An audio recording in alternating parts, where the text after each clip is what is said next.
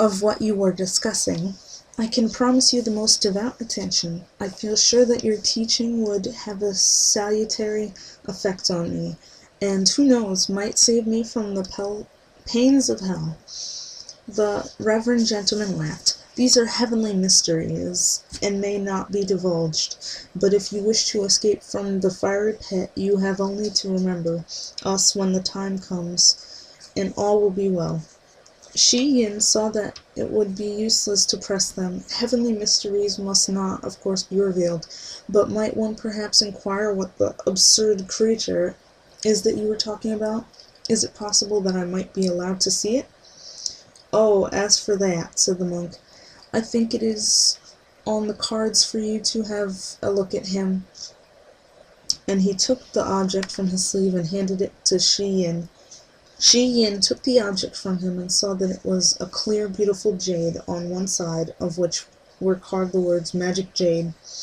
There were several columns of smaller characters on the back, which Shi Yin was just going to examine more closely when the monk, with a cry of "Here we are, at the frontier of illusion," snatched the stone from him and disappeared with the Taoist through a big stone archway above which "The Land of Illusion" was written in large characters.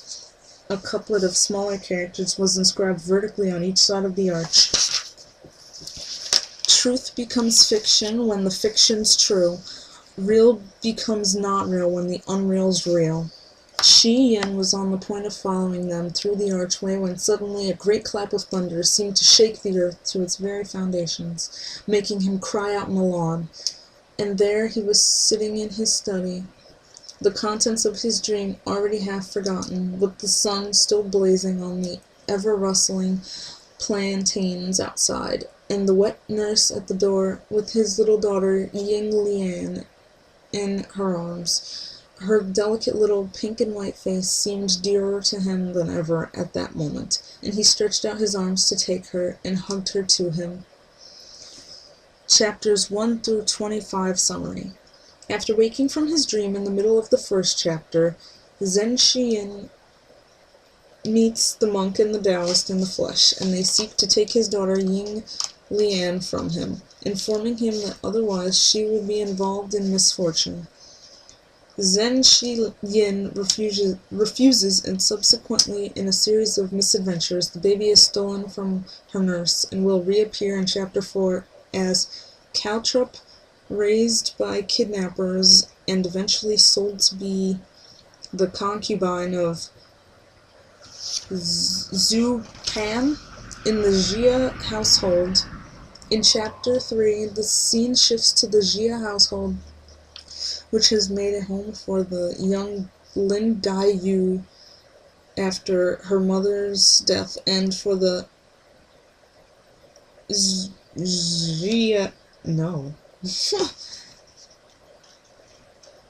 Shi family, including Shi Pan and his sister Shi Bao Chai. The Shis have been a powerful family in Nanjing, but in acquiring Caltrop as his concubine, Shi Pan had another suitor beaten to death, and after Shi Pan had bribed his way out of a murder charge, the family thought it prudent to move to the capital to stay with their powerful relatives, the Jias. The Jia household is dominated by Grandmother Jia, whose favorite is the adolescent Bao Yu, the only surviving son of Jia Zhang and his wife Lady Wang. Bao Yu, born with a piece of jade in his mouth, is a metamorphosis of stone. Jia Zhang has another son, Jia Huan, by his concubine known as Aunt Zhao. Note that concubinage was commonly practiced in large households, though normally only the sons of the legitimate wife could inherit. In Chapter 17, Prospect Garden is constructed to receive the visit of the imperial concubine, one of Lady Wang's daughters, the and Bao Yu's sister. After the visit, all the young girls of the household are given lodgings in the various buildings in the garden.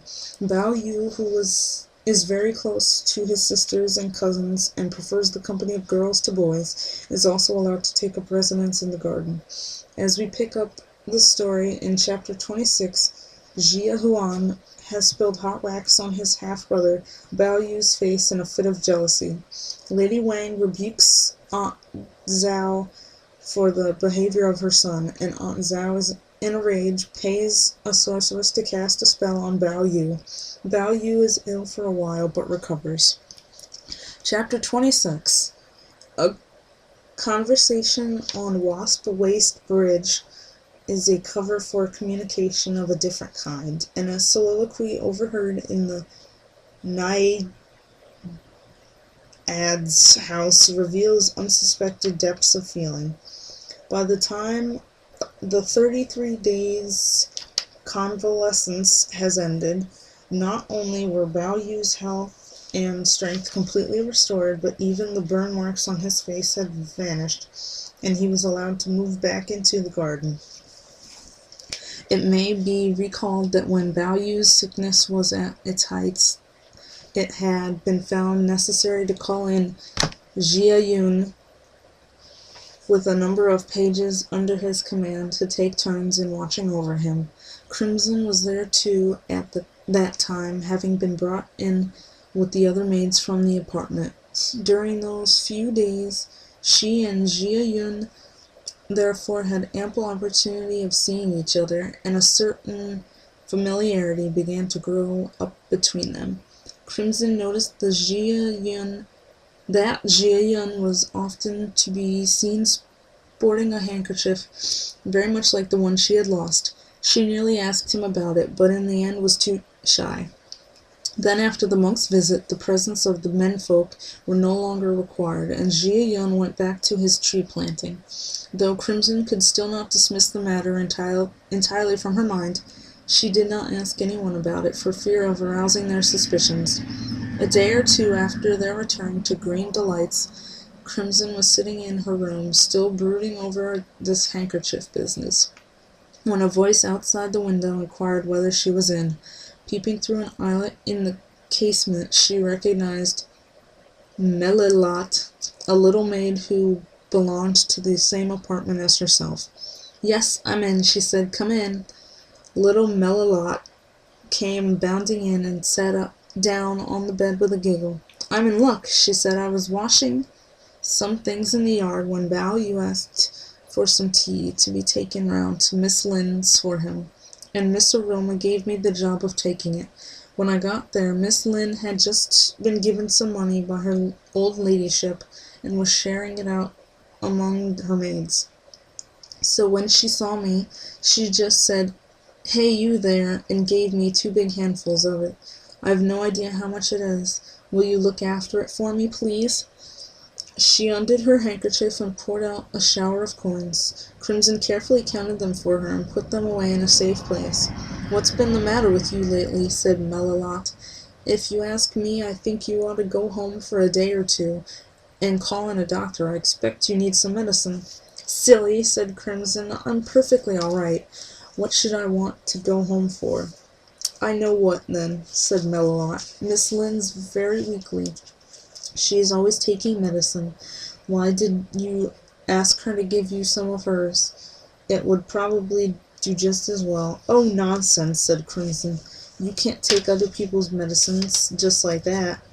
"Well, you can't go on in this way," said Melilot, "never eating or drinking properly. What will become of you?" "Who cares?" said Crimson. "The sooner I'm dead, the better." "You shouldn't say such things," said Melilot. "It isn't right." "Why not?" said Crimson. "How do you know what is on my mind?" Melilot shook her head sympathetically. "I can't say I really blame you," she said. "Things are very difficult here at times. Take yesterday, for example. Her old ladyship said that, as Bao Yu was better now, and there was to be a thanksgiving for his recovery, all those who had the trouble of nursing him during his illness were to be rewarded according to their grades. Well now, I can understand the very young ones, like me, not being included, but why should they leave you out?